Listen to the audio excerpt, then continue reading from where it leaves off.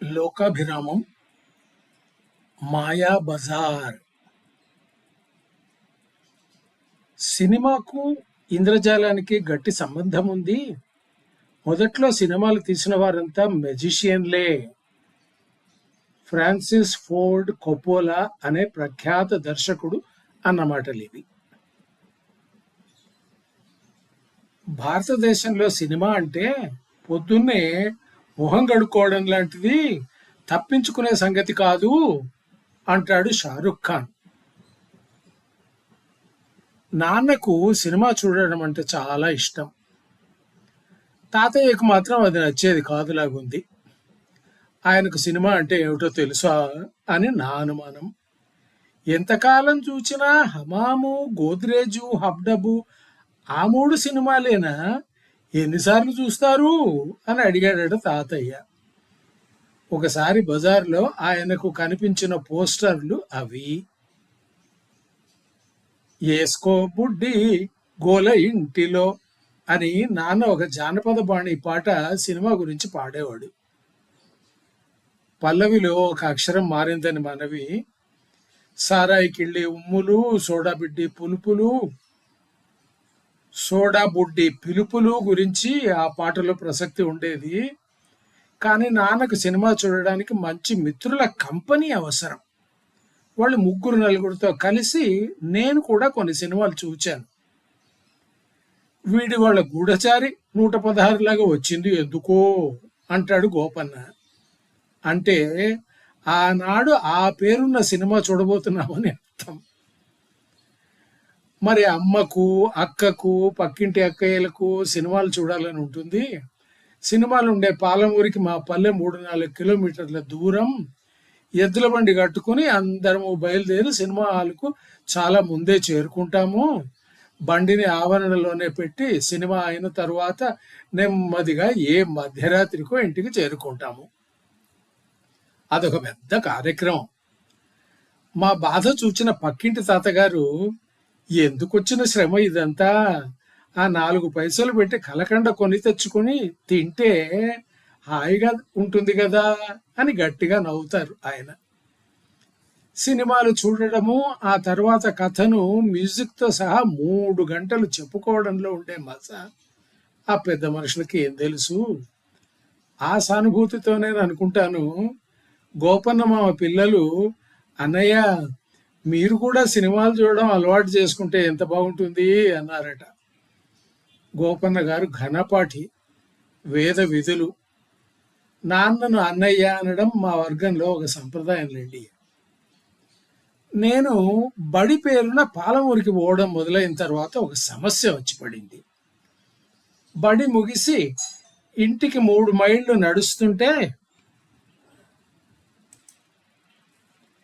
మధ్యలో సినిమాకు బయలుదేరిన బండి ఎదురయ్యేది. ఒక్కడవే ఇంట్లో ఉండలేవు, బండి ఎక్కు అనేవారు నన్ను. నా స్కూల్ మేట్స్ ఎవరైనా నన్ను బండిలో చూసి నవ్వుతారని, తరువాత గోల చేస్తారని నాకు ఒక గట్టి అనుమానం. కానీ సినిమా చూడాలని కూడా మనసు పీకుతూనే ఉంటుంది. బండి ఎక్కకుండా కొంచెం ముందో వెనకనో నడుస్తూ బండిలో ఉన్న గారిని గురించి మనకేమీ తెలియదన్నట్టు మొహం పెట్టి టాకీసు అంటే అదే థియేటర్ దాకా నడవడం తప్పేది కాదు. సినిమా అయిన తర్వాత వెళ్ళేటప్పుడు చీకటి కదా, బండి ఎక్కడమే. తినడానికి ఏవో తెచ్చి ఉంటారు. నడిస్తే నడక ఒకటి గాక చిరుతిండి నష్టం వస్తుంది. మరి అన్నకు కలెక్టరేట్లో ఉద్యోగం. ఈ సినిమాల వాళ్లకు లైసెన్సులు, పర్మిషన్లు ఇచ్చే సెక్షన్లో ఆయన ఉండేవాడు. కనుక అన్న వెంట వెళితే సినిమా ఫ్రీ. ఒకసారి ఆయన రాలేదని టికెట్ కొని లోపలికి వెళ్ళాము. టాకీస్ మనిషి వెనక నుంచి వచ్చి పైసలు తిరిగి జేబులో వేసి వెళ్ళిపోయాడు.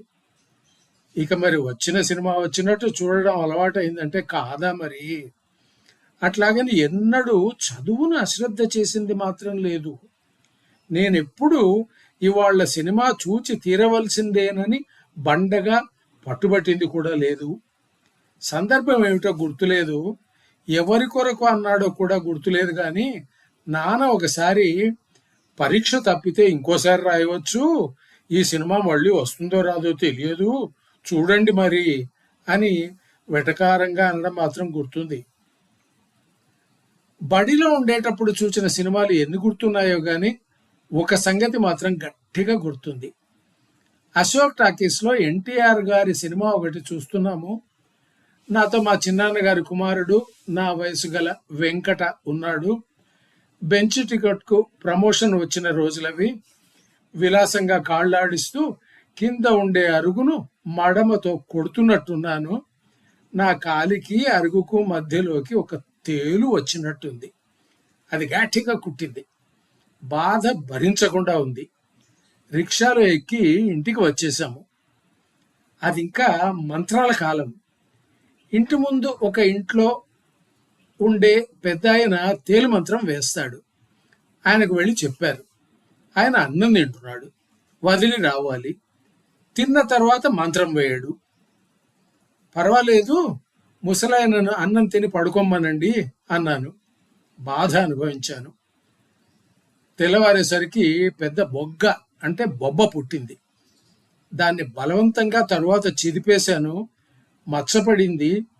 ఆ మధ్య వరకు కూడా అది కనిపించేది. వరంగల్లో చదువుతున్నప్పుడు క్లాస్మేట్స్, హాస్టల్ మేట్స్ అంతా గుంపుగా బయలుదేరి సినిమాలు చూడడం అలవాటు. షోలే వచ్చింది అంటే అక్కడ 70mm వర్షన్ కాదని అర్థం.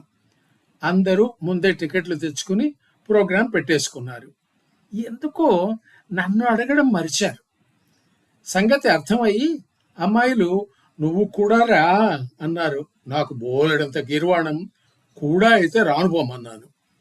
పట్టు సడలకుండా ఉన్నాను. విసిగి వాళ్ళు వెళ్ళిపోయారు. ఆత్రం పట్టలేక నేను బయలుదేరాను. మహారద్దీగా ఉంది. అక్కడ ఒక తెలిసిన మొహం కనిపించి టికెట్ కావాలా అని అడగడం షోలే కన్నా అద్భుతం.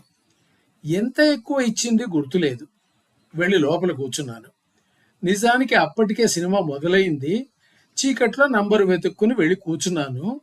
మధ్య ఇంటర్వెల్లో లైట్లు వేయగానే నా ముందు వరుసలో మా బృందమంతా వరుసగా ఉన్నారు.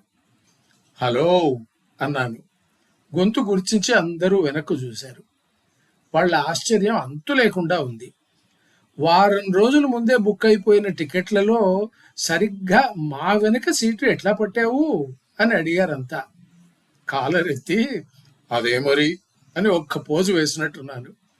తలుచుకుంటే ఇప్పటికీ నవ్వు ఆగదు. హైదరాబాద్లో పడిన తర్వాత హిందీ, ఇంగ్లీష్ సినిమాలు చూడడం ఎక్కువైంది. చాదస్తంలోంచి బయటపడి ప్రపంచాన్ని అసలు రంగుల్లో చూడడం అలవాటైంది. కన్నడ, మలయాళం సినిమాలు చూడడం మొదలైంది. సంస్కార అనే సినిమా చూసిన తర్వాత దాని గురించి ఒక చర్చ ఏర్పాటు చేయడం గుర్తుంది. అబిడ్స్ ప్రాంతంలో ఒక డొక్కు థియేటర్లో చూచిన చెమ్మీన్ ఇంకా గుర్తుంది. నా వెంట వచ్చిన మిత్రునికి అది ఎంత మాత్రం నచ్చలేదు. భాష తెలియదు, సబ్ టైటిల్స్ లేవు. మరి ఎట్లా అర్థమవుతుంది? నిజమే గాని మరి నాకేం అర్థమైంది? ఎందుకు చూచాను? తకళి నవల అంతకు ముందు చదివానేమో, గుర్తులేదు. కొచ్చు మొదలాలి అంటే చిన్న యజమాని ఎందుకని ఇంకా గుర్తున్నాడు? కాలక్షేపం సినిమాలు వేరు, ఆలోచింపజేసే సినిమాలు వేరు. కాచిగూడ ప్రాంతంలో ఒక హాల్లో చక్ర అనే సినిమా చూచాను. నసిరుద్దీన్ షా, స్మితా పాటిల్, కుల్భూషణ్ ఖర్బందా నటించిన గొప్ప చిత్రం అది. హాస్టల్కు వెళ్ళాలని, అదే సినిమా అయిన తర్వాత వచ్చి టూరిస్ట్ హోటల్ దగ్గర బస్ స్టాప్లో నిలబడ్డాను. ఎంతసేపు నిలబడ్డానో గుర్తులేదు.